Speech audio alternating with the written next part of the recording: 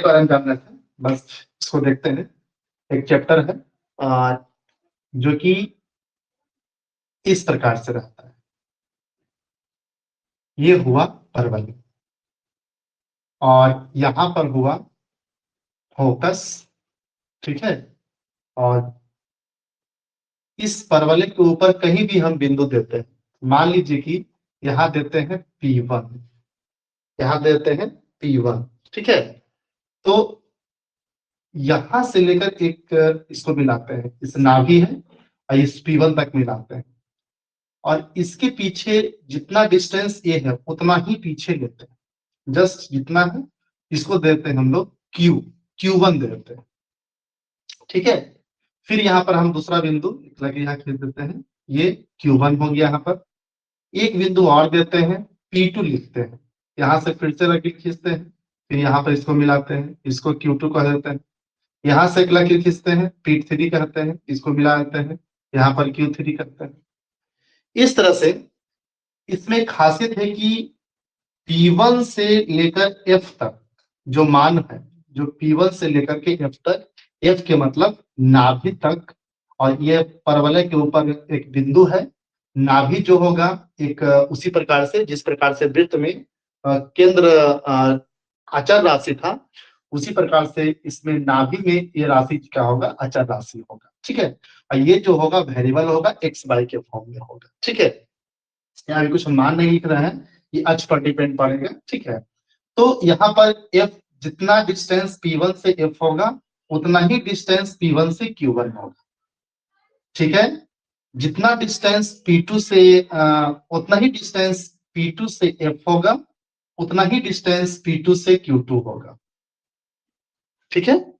उतना ही डिस्टेंस आपका P3 से F होगा और उतना ही डिस्टेंस आपका P3 से Q3 होगा।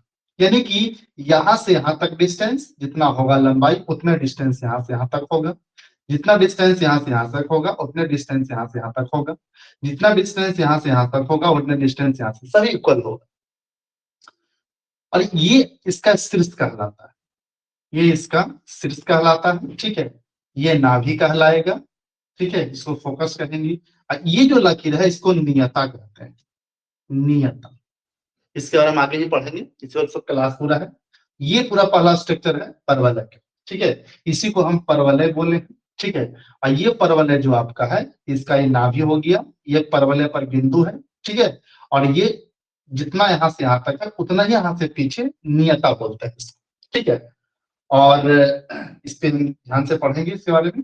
तो आगे बढ़ते हैं एक स्टेप अप, कि जो परवलय होगा वह अक्ष के अकॉर्डिंग अलग अलग होगा। मतलब अगर ये बाई है, बाई डैश है, एक्स डैश है, एक्स है, ठीक है। परवलय को जब भी गुजारना है तो मूल बिंदु से होकर गुजारना है, मतलब परवलय का जो शीर्ष होगा वह मूल बिंदु से होकर जाएगा। तो परवलय कैसे गुजरेगा, कुछ इस तरह से होगा। यह देखिए, ये हुआ परवलय, ये एक्स अक्ष पर हुआ। इसी प्रकार से यह वाई अक्ष पर भी होगा परवलय, यह अलग हम पढ़ेंगे। इसी तरह से इस तरफ भी परवलय खुलेगा, ये हम अलग पढ़ेंगे। इस तरह से इस तरफ खुलेगा, इसको हम अलग पढ़ेंगे। ये सब अलग अलग ना है, तो डिजाइन बन गया, बट हम अलग अलग पढ़ेंगे। तो एक अक्ष तरफ खोल के हम लोग सॉल्व करते हैं क्वेश्चन को, ठीक है। चलिए तो शुरुआत करते हैं।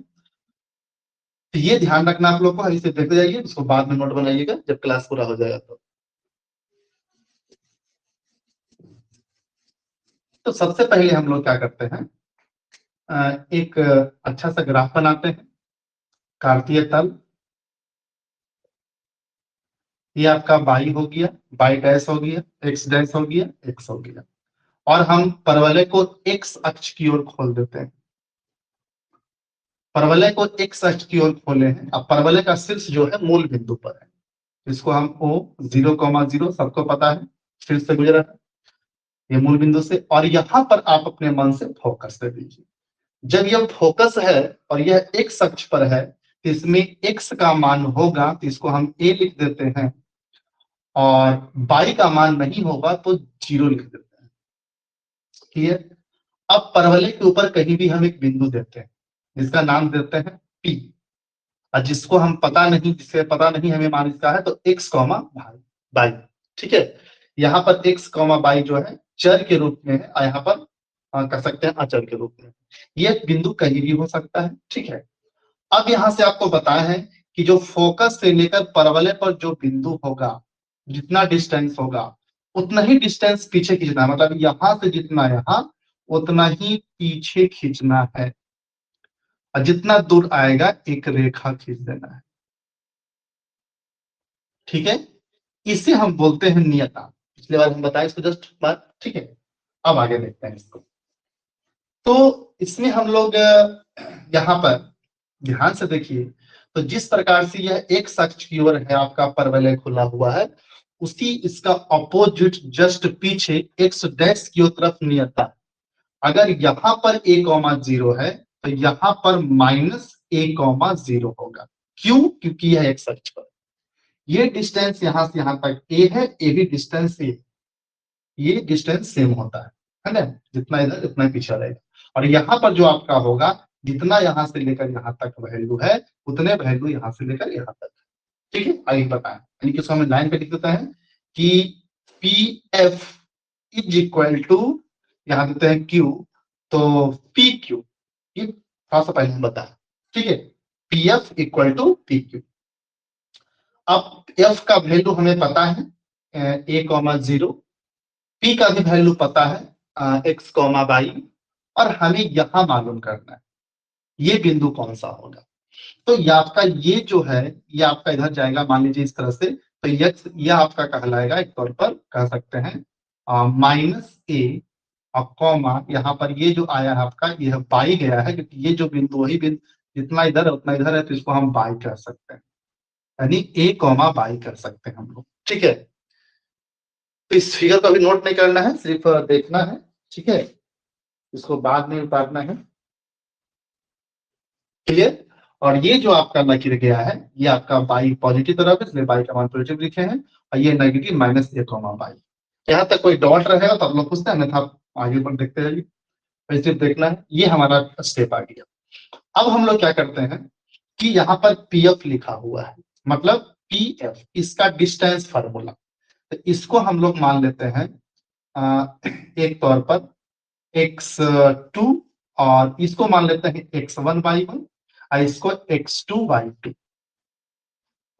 ठीक है, अब इसमें आते हैं, पीएफ का जो डिस्टेंस होगा डिस्टेंस फार्मूला से क्या होता है, under root x2 minus x1 का whole square plus y2 minus y1 का whole square is equal to, उधर हम बाद में देखेंगे।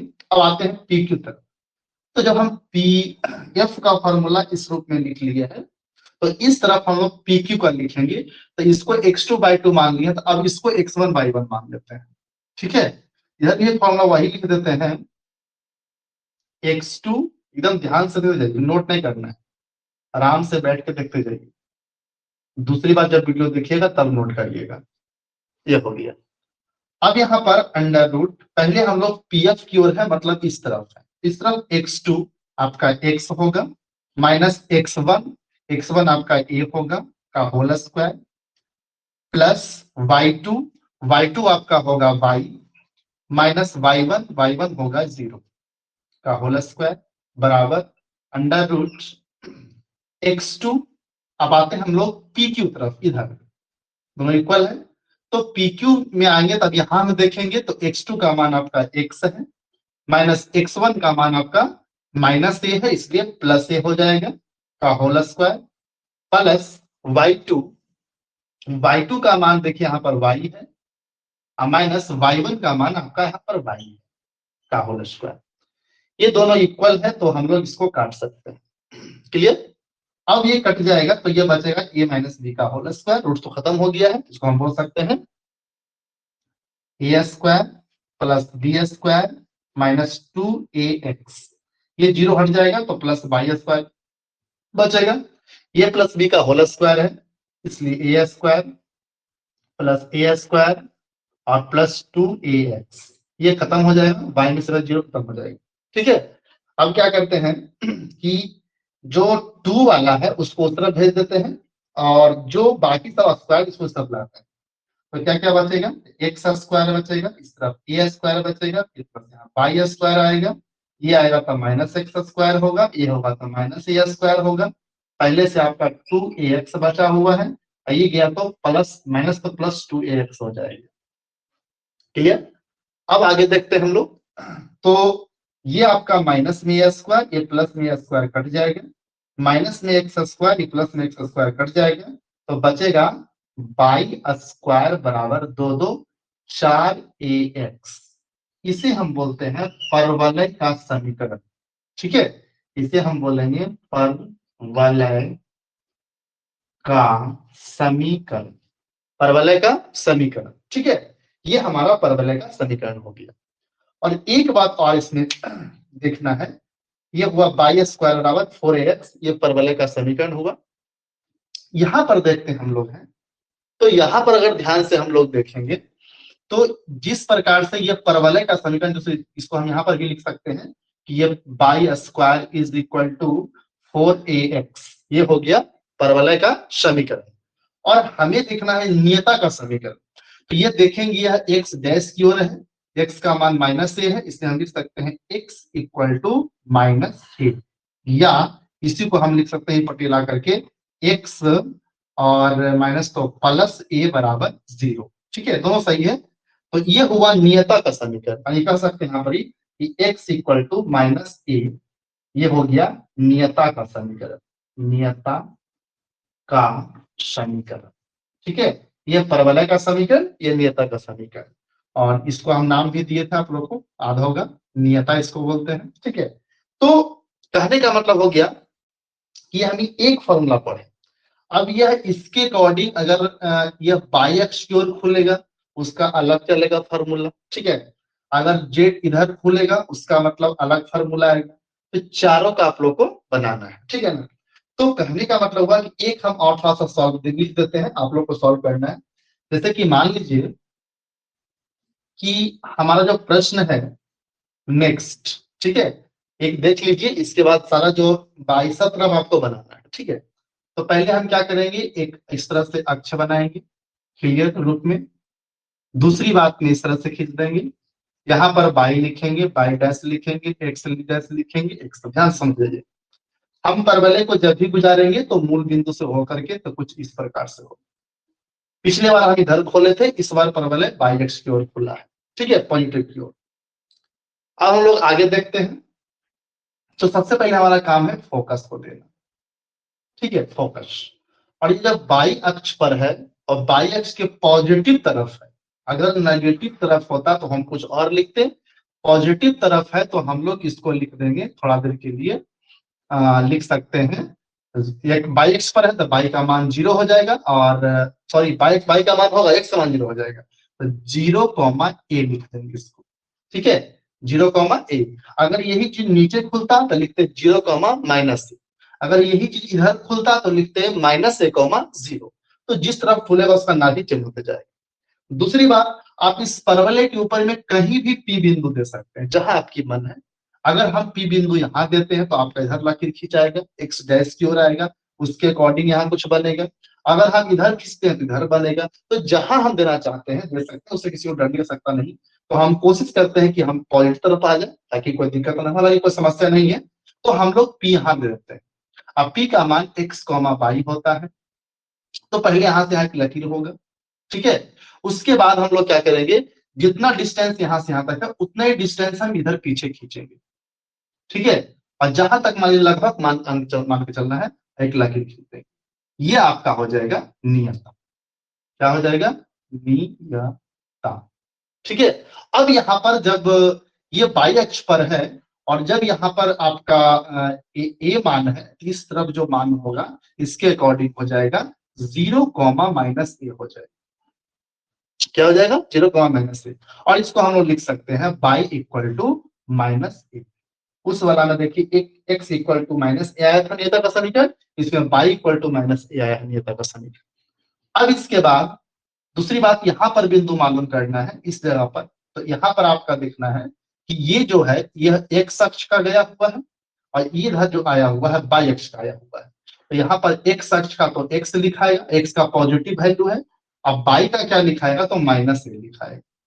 बाकी यहाँ पर आप क्यू दे सकते हैं, फिर वही चीज पी एफ, जिसमें इसको x1/1 मान लीजिएगा, सॉरी इसको आप x2/2 मान लीजिएगा, ठीक है। और इसको आप लोग x1/1 मान लीजिएगा। उस तरह से जब इसको पी एफ चल दीजिएगा, फिर आप पी क्यू चलिएगा, तो इसको x2 है तो इसको x1/1 मान लीजिएगा। इस तरह से आप इसको सॉल्व कर सकते हैं। और इसके बाद अलावा तो इसको सॉल्व कीजिएगा, जो आंसर आएगा आप इसको दिखाइएगा। चारों आपको बनाना है, जहां तकलीफ होगा हम समझाएंगे, ठीक है। चलिए अब बाकी नेक्स्ट क्लास में मिलते हैं।